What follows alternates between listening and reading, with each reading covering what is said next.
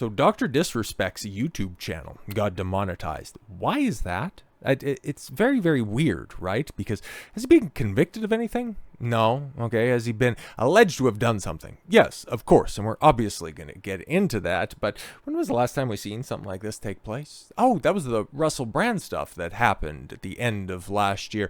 And oh, what happened with any of those investigations? Even with several UK authorities trying to solicit additional victims to come forward. Oh, right. That has ended up manifesting in absolutely zero criminal charges. Nothing moving forward. Just somebody trying to be censored, trying to be silenced because, he was speaking up against the narrative. And here you have Dr. Disrespect again, who, again, let me make this clear for the idiots that are in the back because they think, he's alleged to have talked to a minor. He even admitted that. What did he also admit to in there? Nothing unlawful, nothing graphic. Doc is somebody who is not too dissimilar to Russell Brand, somebody who is not too dissimilar to the Tates, people that have also gone through this entire rigmarole before. And why is that?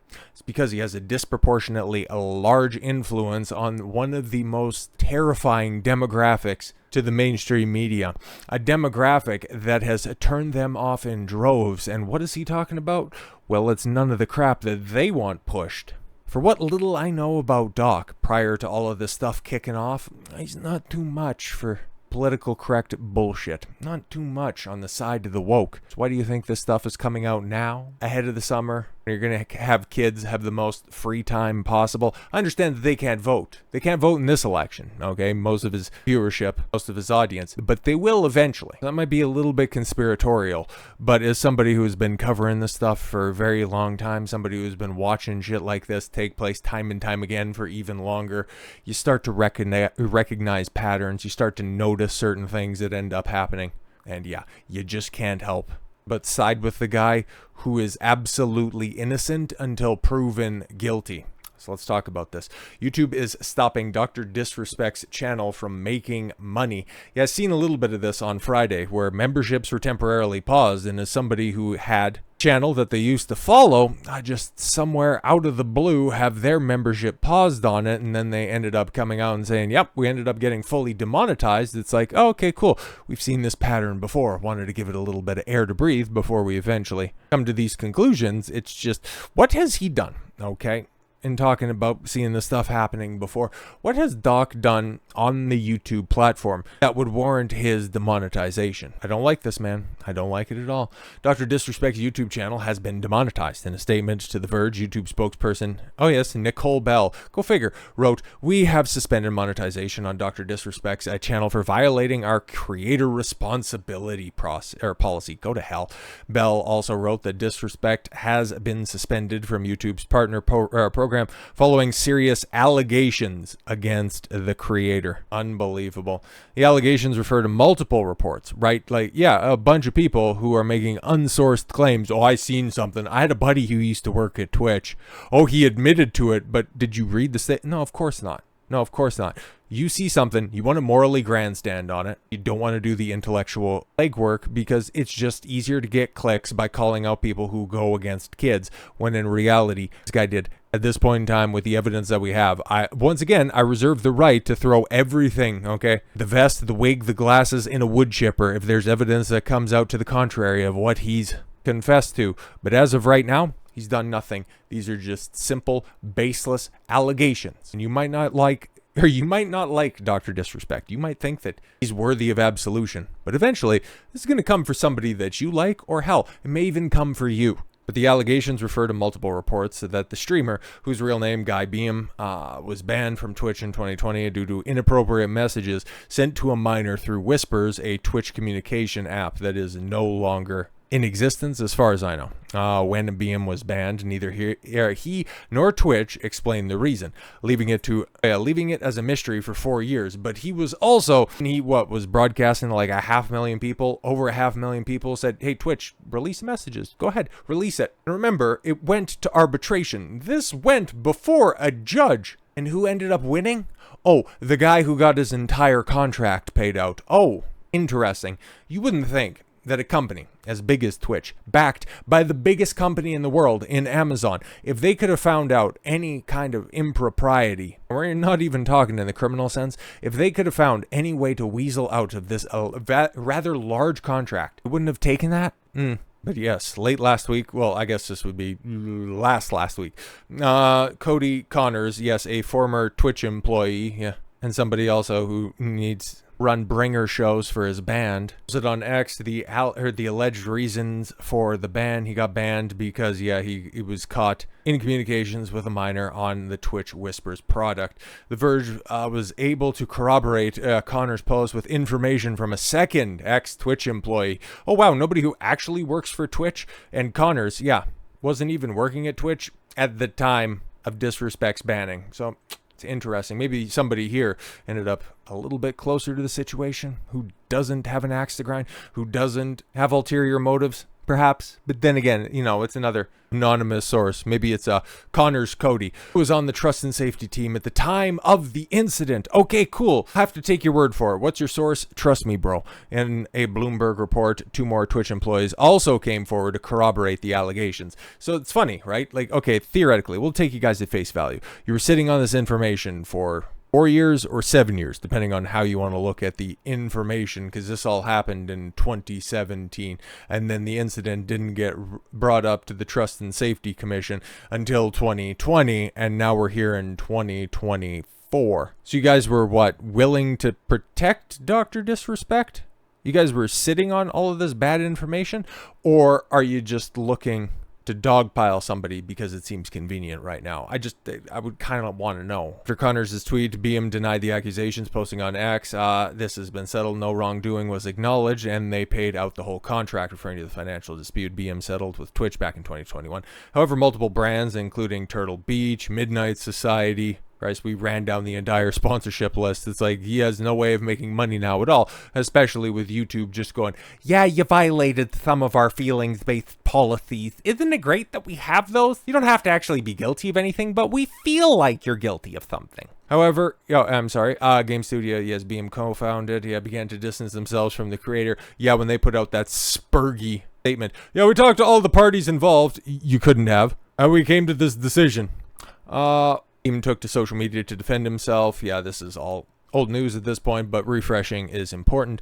Were there Twitch whisper messages with an individual minor back in 2017? The answer is yes. Beahm wrote on X, you love the Verge here, just taking the statements out of context, okay, saying that those messages sometimes leaned too much in the direction of being inappropriate. Does he talk about them also saying that, nothing was also illegal, or are we going to have to do the actual journalism on this one? Yeah, of course. Okay. Yeah, the answer is yes. The intentions behind these messages, the answer is absolutely not. These were casual mutual conversations that sometimes leaned too much in the direction of being inappropriate, but nothing more. Nothing illegal happened. No pictures were shared. No crimes were committed. I never even met the individual. There you go. We read it before. I'll read it again because some people are hacks. It gets even weirder from here. Because, okay, YouTube has demonetized him. Great. He joined an illustrious crew of several other based individuals that have been wrongly accused of stuff.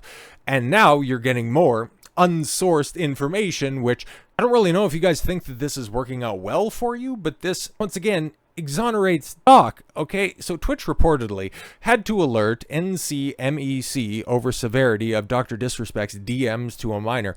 Way to go ahead and be as salacious as possible, but we'll get into the facts and realize that, interesting.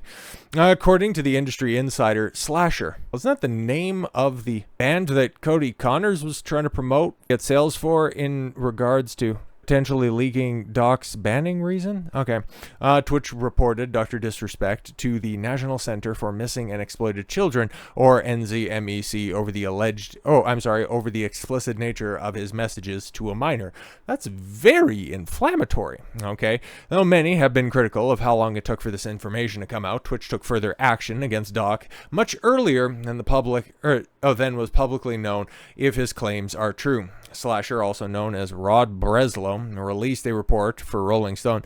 Oh, great. Yeah, another beacon of honest and integral journalism, Rolling Stone, detailing the situation around Dr. Disrespect and the time for the reason the Twitch ban was leaked, and his wealth of insider information on the topic. Yeah, forgive me if I'm a little skeptical of the Rolling Stone, okay, because there was a little story that they ran in regards to what happened at UVA that they ended up having to retract after several men's lives were ruined, their scholarships were torn up. Oh yeah, ran with a very blatant hoax before. So color me a bit skeptical if they're going to be the leading outlet on this.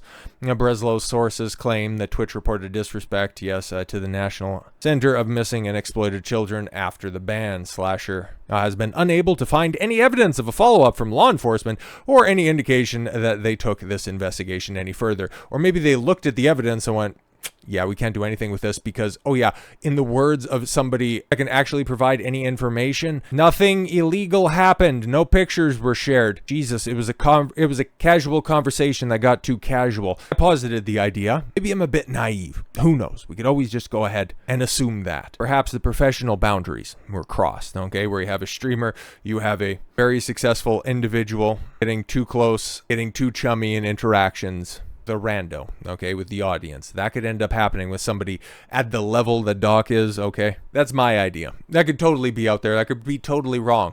But you know what else is totally wrong? Trying to label this guy somebody who would do anything untowards to a minor. But I did a public records request at courthouses across SoCal and never found anything. And this is corroborated by Mikhail Klementov, whose colleagues at the Washington Post did the same. Interesting. Okay, so you got the Washington Post and you got Rolling Stone, unable to come up with anything. But they probably ended up finding a bunch of coworkers that are on a similar registry. But okay, Twitch source, I have confirmed they reported to NZMEC. But anything after that in terms of potential law enforcement organizations, I do not have any information of. Wow. Okay, so what are you alleging? What is the consensus that they're trying to come to on this one? Okay, the Doc is this incredibly terrible person, and that Twitch bungled this investigation, that now NCMEC also bungled this, that there's this big cover-up, or maybe this is much ado about nothing. It would mean that if a report was made that it is either hasn't gone anywhere or that there's an investigation underway. However, Twitch hasn't been afraid to threaten legal action against those on their platform who engaged in, yes, misconduct in the past. Just 5 days before Disrespect's ban on the platform, Twitch put out a statement regarding how they handle misconduct, and they stated that they would work with law enforcement where applicable. Content of the message to Disrespect sent is unknown at the time of writing. Yep, in a statement he categorized the messages as leaning towards inappropriate but didn't elaborate.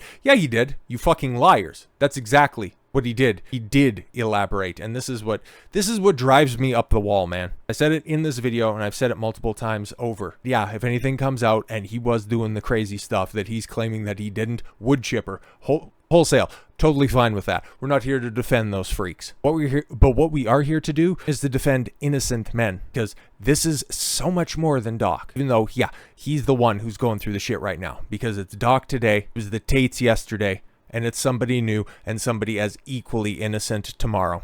So with all that said, thank you all very much for the gift of your time. I've been Don Consuelo. I want you to follow your gut and get after it. Take care, everyone.